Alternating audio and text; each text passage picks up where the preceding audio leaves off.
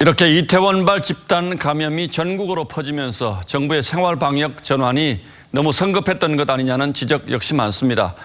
심리적으로 경계심이 느슨해진 사람들이 지난 연휴 동안 밖으로 쏟아져 나왔고 이를 계기로 공든탑이 무너졌다는 탄식이 나오고 있습니다. 오늘의 포커스는 여기에 맞추겠습니다.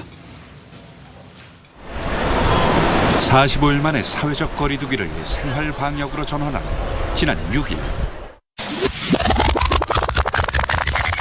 오늘부터 실시되는 생활 속 거리두기는 생활 속 거리두기로의 전환이 생활 속 거리두기가 잘 이행될 수 있도록 코로나에 지친 사람들은 거리로 나왔습니다.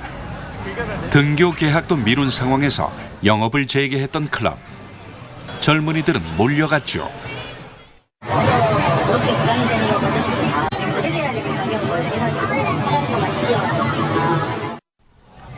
하지만 생활방역 시작과 동시에 우려했던 집단 감염이 터졌습니다.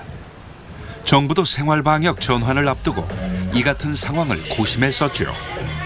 사회적 거리두기를 느슨히 할 경우에는 수많은 접촉자가 발생하여 확진자 급증으로 등교 개학은 또다시 연기됐고 혼잡한 지하철에서 마스크 착용이 의무화되는 등 방역 수준은 다시 높아지고 있습니다. 일각에서는 업종별 위험도에 따라 단계적이고 선별적인 전환이 필요하다는 지적이 나오죠. 실제 정부의 생활방역 지침에서는 우체국, 음식점, 유흥업소 등에서 마스크 착용과 2m 거리 유지를 권고합니다.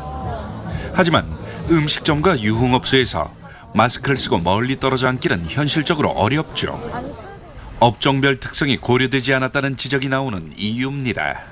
이게 지금 현장에 지켜질 수 있는 지침도 아니고 암시 내지 이제 지도 감독한 것도 아니고 그러니까 요식행위로 이거 그냥 발표한 거밖에 이제 생각하기 어렵죠. 의사협회는 방역 원칙을 무시한 결과가 재확산을 불러왔다며 계획 전반을 재검토해야 한다고 주장했습니다. 클럽 같은 경우는 워낙 밀집도가 높은데도 불구하고 방역 대책이 소홀했던 것에 대해서는 좀 뼈아프고 많이 안타깝습니다. 하지만 정부는 하루 확진자 50명 미만인 점 등을 들어 재검토할 단계는 아니라는 입장.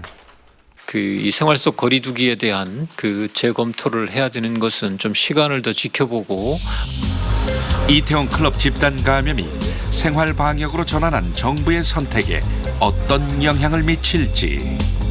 뉴스라인 포커스였습니다.